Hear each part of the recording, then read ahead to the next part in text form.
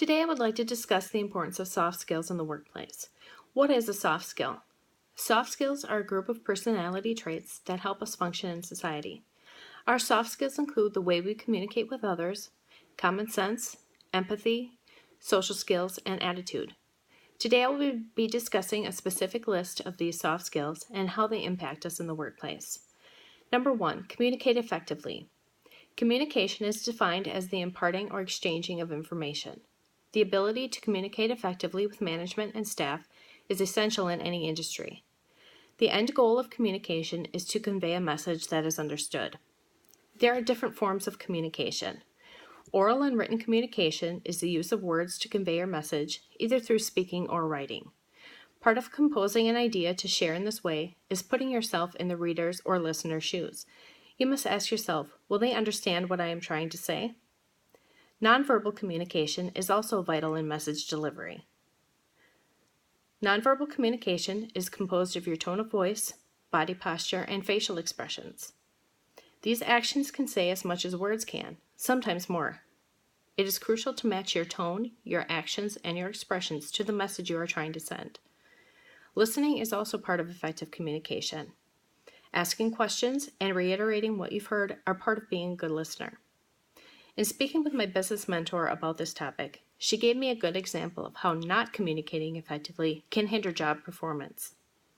There was an instance in which a delivery driver needed to pick up some product at an account.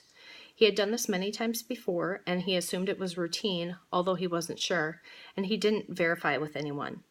Because of this, it resulted in him making a mistake and upsetting the customer.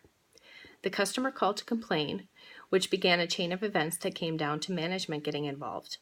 It was a simple mistake that could have been avoided if there had been direct communication from the beginning when the delivery driver first doubted the task that he was supposed to complete. Direct communication is key to an efficient and productive workday. Number 2, act responsibly. Responsibility is the state of being accountable for something that is within one's own power or control. We are all expected to act responsibly, both at work and in our personal lives. There are different aspects of responsibility at work. First, we must be responsible for fulfilling our specific job duties. We are given a job description at the time of hire, and we are expected to carry out these tasks on a daily basis. We must also be responsible for ourselves outside of our normal job duties.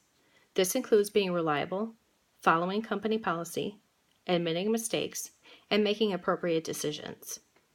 Another way to demonstrate your level of responsibility is to take on more responsibility. When opportunities for advancement arise, you will be viewed as a favorable candidate. My mentor discussed that it is not only hard skills management views when looking to promote from within, but the willingness to learn and take on extra responsibility is key to exhibiting your value as an employee. Those who lack interest tend to fall behind in career advancement. Number 3, work productively. Productivity is the ability to get as much quality work accomplished as efficiently as possible. Supervisors expect a certain amount of output from their employees. To obtain the best results, it may be necessary to prioritize your tasks. It is critical to make the best use of your time to stay on task and complete the job. Through my business mentorship, I have learned the importance of working productively. Working full-time, attending NTC full-time, having a family, and finding time to meet with my mentor all required making the most of my time to prioritize according to deadlines. My mentor also shared the month-end process with me, so I got to see firsthand how duties at work need to be prioritized. This will help me in my future career endeavors. Number 4, work cooperatively. Teamwork is essential for the growth of a business. Bringing people together to work on projects lets supervisors and coworkers learn the strengths and weaknesses of each and how to work together to arrive at the best solutions. One of the benefits of teamwork is learning how to delegate tasks so they are completed by the most competent individual. People who feel valued and supported as part of a team tend to be more comfortable sharing their ideas. Team members develop trust and begin to rely on each other. This promotes a sense of belonging and leads to success both for each employee individually as well as the company as a whole. A notable example of teamwork happened when my mentor first began her current position as office manager. It was a small office of only 4 people. Her first week on the job, the office was short-staffed because one of the other workers had quit. While my mentor was training, this left the other staff member to do the work of 2 people. The following week, a new hire had started in that vacant position. My mentor did not have the knowledge or the time to train the new hire. She relied on the other staff member to do the training, or as much of it as possible, while she finished training for her position. By the time she was fully ready to transition to her role as office manager, everyone was sufficiently trained and had already built a very solid team. They were aware of each other's strengths and weaknesses and helped wherever needed. Number 5, demonstrate integrity. Integrity is defined as the quality of being honest and having strong moral principles.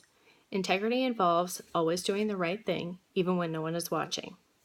Integrity in the workplace may not always be easy, especially now when competition is fierce, and occasionally people may feel it's okay to cut corners and go against one's own personal moral values. Let me give you a few examples of ways that employees can display their integrity, or lack thereof, that my mentor and I discussed. Ways to demonstrate integrity: showing up on time, every time. Communicate directly and honestly with supervisors and staff. Speak to your coworkers in an appropriate manner with respect and empathy. Do not blame others for your own mistakes. Instead, admit wrongdoing and come up with a solution. Do not participate in company gossip and keep sensitive information confidential, and recognize others for their accomplishments. Ways to demonstrate lack of integrity: stealing, inappropriately recording the number of hours you've worked, engaging in inappropriate behavior with coworkers, claiming credit for work you didn't do, and engaging in company gossip or bad-mouthing your coworkers. Maintaining integrity is a virtue that has many benefits. You will be viewed as a trustworthy, honest, and reliable individual. This will help you in your personal life as well as your career. Number 6, think critically and creatively. Critical thinking is the ability to analyze data effectively to come up with the best solution.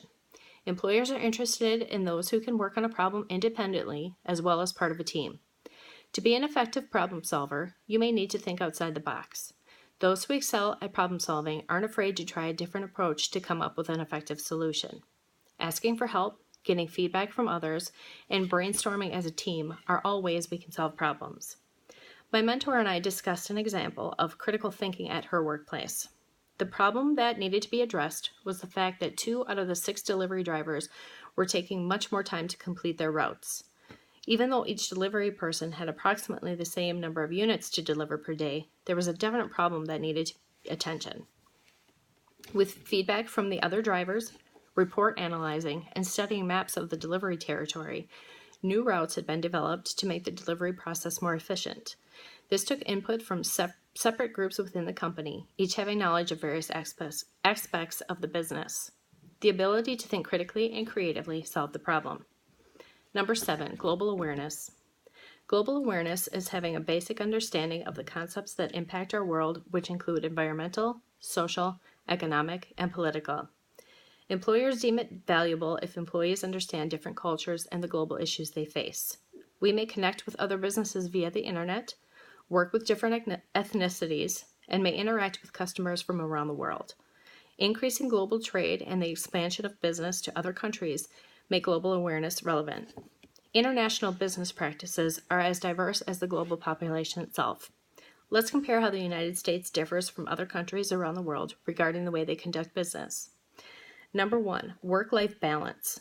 In the United States, it is extremely common for employees, notably salaried employees, to engage in work activities outside of their normal 40 to 45 hours per week. It's hard to unplug from checking emails, sending text, and scheduling meetings. In France, they strive to encourage and maintain a healthy work-life balance. In fact, they've been working 35-hour work weeks since 1999. With the increasing use of technology over the last decade, they have now adopted new legislation that encourages employees to unplug from their devices after work hours. Number 2, daycare. In the United States, the cost of daycare is often the deciding factor if new mothers can afford to go back to work. Many Americans are underpaid or underemployed, making daycare unaffordable. In Finland, however, all parents with small children are guaranteed access to subsidized childcare. Number 3, paid time off.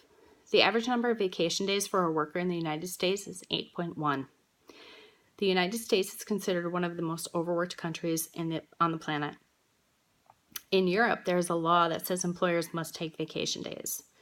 As an example, France and the United Kingdom give their employees 30 and 28 paid vacation days respectively per year. As you can see, the United States lags in how well it treats its employees. It is important to recognize that soft skills play a vital role in the workplace. Oftentimes, it is the deciding factor between job applicants. Without soft skills, our hard skills can be meaningless. Make sure to take time to understand your strengths and weaknesses and plan to develop these in accordance with your career goals.